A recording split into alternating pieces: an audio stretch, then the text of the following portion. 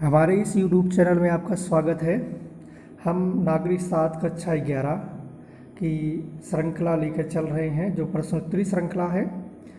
आज है पाठ 5, तो वीडियो को शुरू करते हैं। तो पहला प्रश्न है, राष्ट्रपति द्वारा राज्यसभा के कितने सदस्यों को मनोनीत किया जा सकता है? तो राष्ट्रपति जो है लोकसभा में तो 2 नियुक्त कर सकता था और राज्यसभा में 12 नियुक्त कर सकता था। नियुक्त कर सकता है क्योंकि ये प्रावधान ये समाप्त हो चुका है लोकसभा वाला, लेकिन राज्यसभा वाला भी चल रहा है। तो इसका सही आंसर हो जाएगा आपका ऑप्शन चौथा यानी 12। प्रथम लोकसभा का अध्यक्ष कौन थे? तो जो प्रथम लोकसभा के अध्यक्ष थे जीवी मावलंकर, यानी ये ऑप्शन घ सही है। अगला प्रश्न है, उपराष्ट्रपति का चुनाव कौन करता है? देखिए, उपराष्ट्रपति का चुनाव लोकसभा और राज्यसभा के मनोनीत और निर्वाचित सदस्य भाग लेते हैं चुनाव में और उनको चुनते हैं। लेकिन राष्ट्रपति के चुनाव में तो लोकसभा राज्यसभा के निर्वाचित सदस्य मनोनीत नहीं, और आपके जो भी राज्य विधानमंडल के सदस्य हैं यानी राज्य के, उनके भी सदस्य भाग लेते हैं। ठीक है, तो इसका सही आंसर हो जाएगा आपका गा। ठीक है, आगे बढ़ते हैं। संसद के विशेष सत्र का आयोजन कौन करता है? तो ये चौथा प्रश्न है। तो संसद के विशेष सत्र का आयोजन राष्ट्रपति के द्वारा किया जाता है। अगला प्रश्न है, लोकसभा का सत्रावसान कौन करता है? तो लोकसभा का सत्रावसान राष्ट्रपति के द्वारा किया जाता है, यानी ये चौथा ऑप्शन सही है। आगे बढ़ते हैं, लोकसभा के वर्तमान अध्यक्ष कौन है? तो अभी ओम बिरला जी हैं अभी वर्तमान में। ठीक है, अगला प्रश्न है, राज्यसभा का सभापति होता है? तो राज्यसभा का जो सभापति होता है वो उपराष्ट्रपति होता है, जो पदेन अध्यक्ष होता है। लोकसभा का सदस्य निर्वाचित होने के लिए आपकी न्यूनतम उम्र कितनी होनी चाहिए? तो 25 वर्ष होनी चाहिए लोकसभा के लिए, और चुनाव देने के लिए होनी चाहिए 18 वर्ष। राष्ट्रपति उपराष्ट्रपति बनने के लिए 35 वर्ष। प्रधानी यानी बीडीसी का चुनाव या प्रधान का चुनाव या मुखिया का चुनाव लड़ने के लिए 21 वर्ष। तो बोलोगे राज्यसभा के लिए, राज्यसभा के लिए 30 वर्ष की उम्र होना चाहिए। ठीक है, अभी राज्यसभा के सदस्य इमरान प्रताप गढ़ी बने हुए हैं, उनकी उम्र मान के चलिए 31 या 32 होगी। चलिए अगला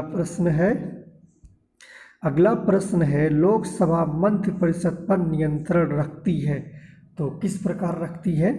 तो वो तो वाद विवाद के माध्यम से रख सकती है, काम रोको और प्रश्न, यानी ये आप देख सकते हैं प्रश्नों तथा पूरक प्रश्नों द्वारा, यानी इसमें से पूरा आंसर सही है। चलिए आगे बढ़ते हैं। यहाँ पर मिलान करने वाले प्रश्न हैं। तो मिलान कैसे करना है? सबसे पहले हम बा सेक्शन को इसको पढ़ते हैं। यहाँ पे पहला उपराष्ट्रपति, राष्ट्रपति, अध्यक्ष, राज्यसभा, लोकसभा। चलिए अब आगे बढ़ते हैं। तो यहाँ पे पहला है, लोकसभा की अध्यक्षता कौन करता है? तो लोकसभा अध्यक्ष होता है जो उसकी अध्यक्षता करता है और कार्यविधि का संचालन करता है। अगला है, संसद का ऊपरी सदन, यानी राज्यसभा को ऊपरी सदन कहते हैं। ठीक है, तो ऊपरी सदन राज्यसभा यानी चौथे मैच कर जाएगा। और निम्न सदन बोलता है तो वो लोकसभा पे मिल जाएगा। आगे बढ़ते हैं, संसद का अधिवेशन बुलाना, स्थगित करना व भंग करना, ये किसको पावर है? ये राष्ट्रपति को पावर है। सरकार के खिलाफ अविश्वास प्रस्ताव कौन ला सकता है? तो कौन ला सकता है? तो ये ला सकता है लोकसभा। ठीक है, अगला 5वां है, राज्यसभा का पदेन अध्यक्ष उपराष्ट्रपति होता है। तो ये आपका सही मैच कर गया। आगे बढ़ते हैं।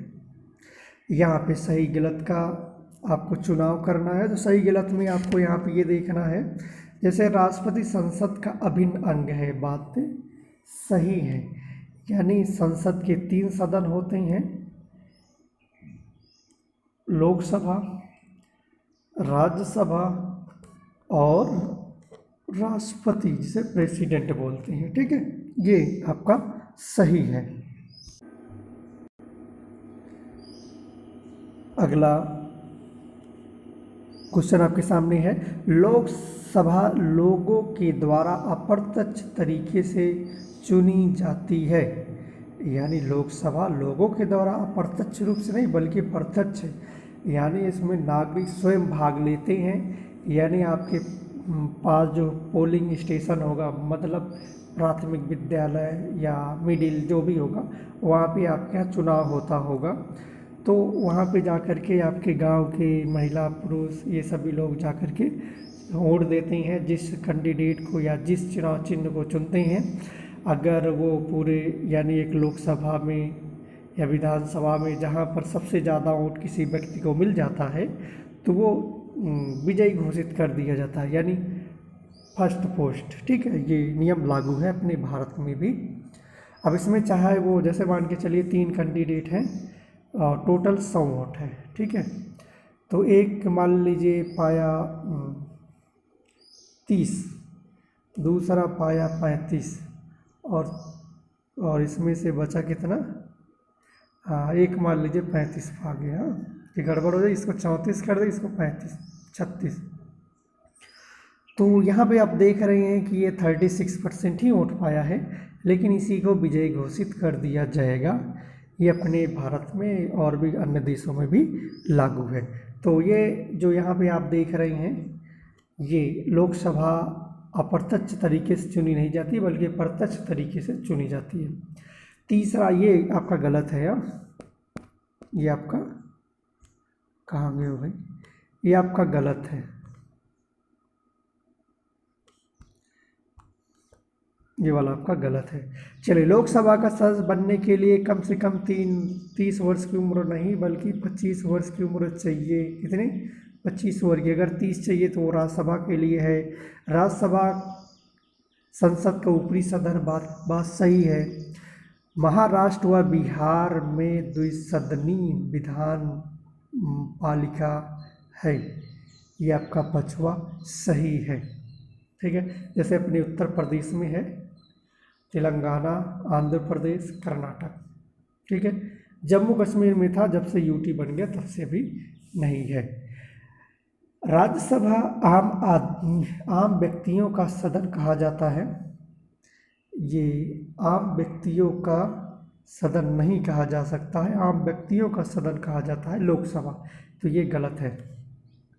राज्यसभा का चुनाव एकल संक्रमणी मत प्रणाली से किया जाता है, तो ये 7वां सही है।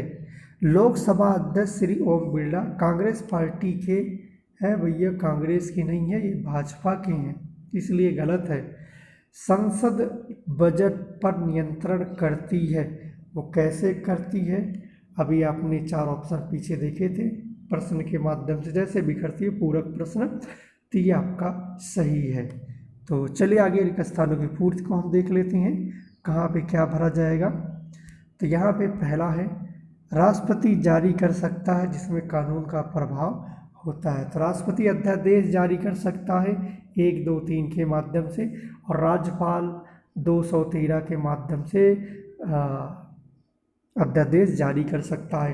राज्यसभा का सदस्य बनने के लिए कम से कम कितनी उम्र चाहिए, अभी बताए थे पीछे, 35 वर्ष। चाहे राष्ट्रपति बनो, उपराष्ट्रपति या राज्यपाल बनिए, आपकी उम्र 30 वर्ष होने, 35 वर्ष राष्ट्रपति, एक बार फिर समझ लीजिए, 35 वर्ष जो है राष्ट्रपति और उपराष्ट्रपति और राज्यपाल बनने के लिए 30 वर्ष की उम्र चाहिए। ठीक है, आगे बढ़ते हैं। इस समय लोकसभा के अध्यक्ष ओम बिरला है, यहाँ पे तीसरा ऑप्शन सही है। अगला है, राज्यसभा का पदेन अध्यक्ष जो होता है, तो राज्यसभा का पदेन अध्यक्ष उपराष्ट्रपति होता है। पांचवा है राज्य विधान परिषद में सदस्य मनोनीत किए जा सकते हैं। तो ये राज्य विधान परिषद में अलग अलग है, फिर भी 1/21 नियुक्त किए जा सकते हैं। आगे बढ़ते हैं। यहाँ पे सरकार से क्या अभिप्राय है, यहाँ पे लिखा गया है। तो सरकार से अभिप्राय है यानी जो शासन करने के उनके अलग अलग अंग हैं, जैसे विधानपाल, विधायिका, कार्यपालिका और न्यायपालिका। विधायिका से क्या अभिप्राय है, जो विधायिका बनती है यहाँ पे आप पढ़ लीजिएगा। एक सदनीय विधायिका के 2 तर्क, यानी इसमें ये तर्क दिया जा रहा है कि यह अच्छे व उपयोगी कानूनों का निर्माण करती है।